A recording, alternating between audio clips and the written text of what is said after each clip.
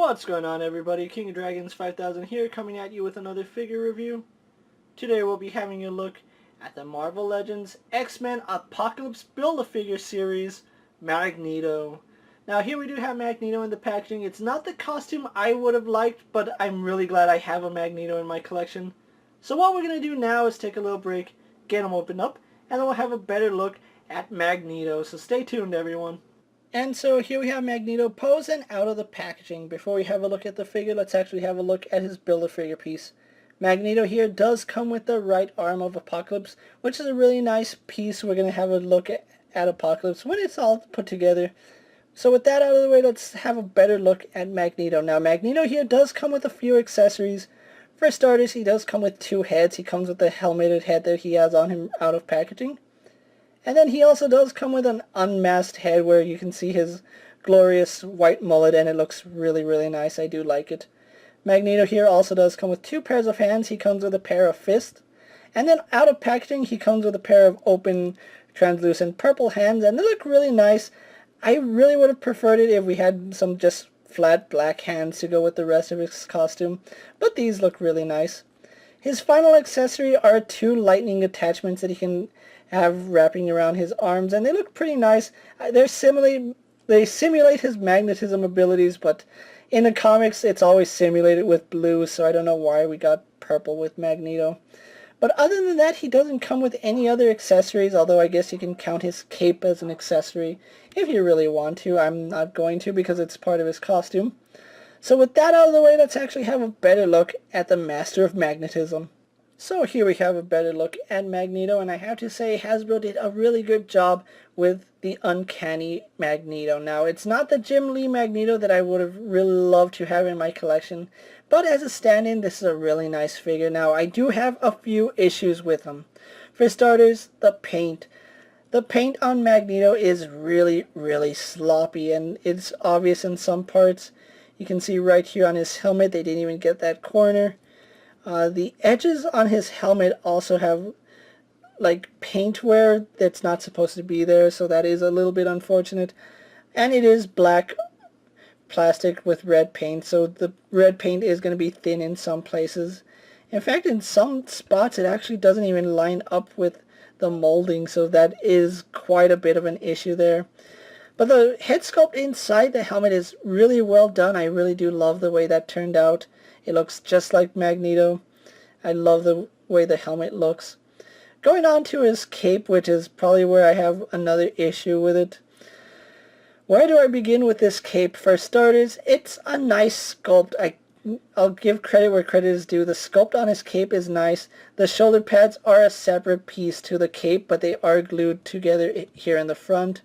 And I know the figure came out with the shoulder pads like this in the packaging, but all the comics that I see and all the reference panels I can find have his shoulder pads actually tucked under the cape, so I'm guessing this is actually the proper way to have them displayed. But if you want to have the shoulder pads on the cape, that's entirely up to you. I'm not telling you how to display your figures. I'm just saying that in the comic books, this is the way it's done. Now, as far as the cape goes, it doesn't sit right on him at all. You can see it does have a lot of wiggle room, and it's done in a really soft plastic, which I really do like the soft plastic. But that means the peg here is also a soft peg, so it really doesn't sit too well inside that peg hole. And then it's not held down here in the front, so it does lift up. I'm actually really tempted to just glue his cape right here in the front and just end all the problems with that, and trust me, that would solve so many issues, and I'm more than likely going to do that at some point. Moving on to the rest of his costume, it is black with red, and like I said, it is sloppy in a lot of places. For example, right here you can see the red isn't 100% there. It's thin in some areas.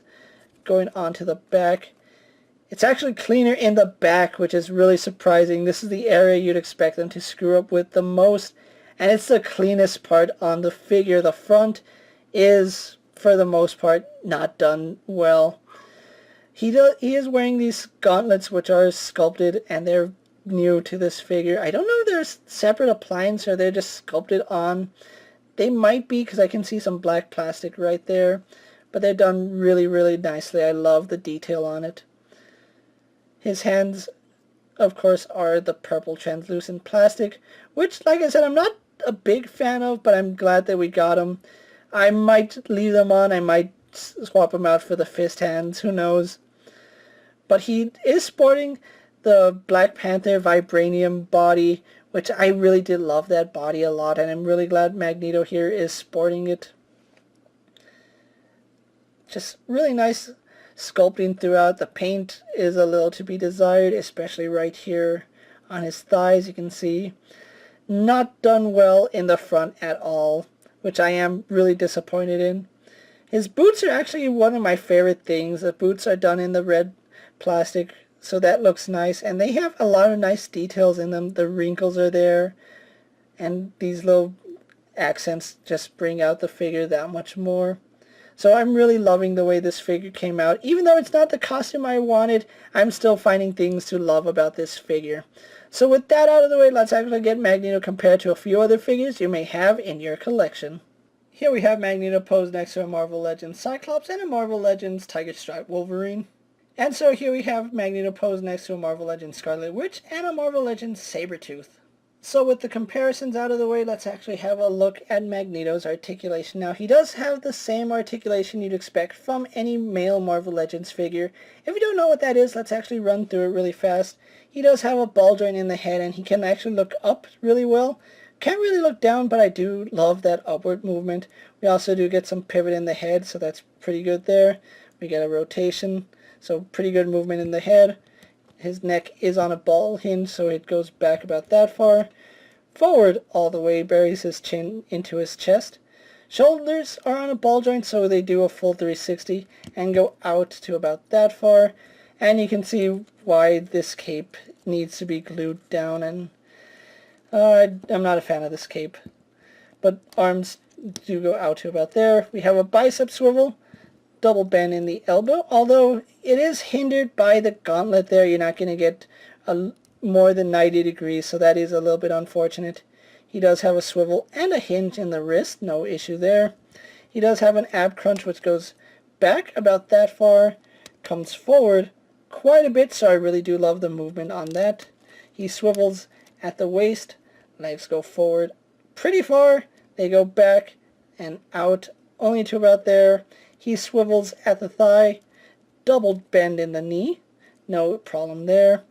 He swivels at the boot, has a hinge in the ankle which goes back and forward quite a bit, and then we get a rocker ankle on Magneto. So overall, this is a really nice figure. So what we're going to do now is take a little break, get him posed for my final thoughts, and then we'll wrap up this review. So sit tight, everyone.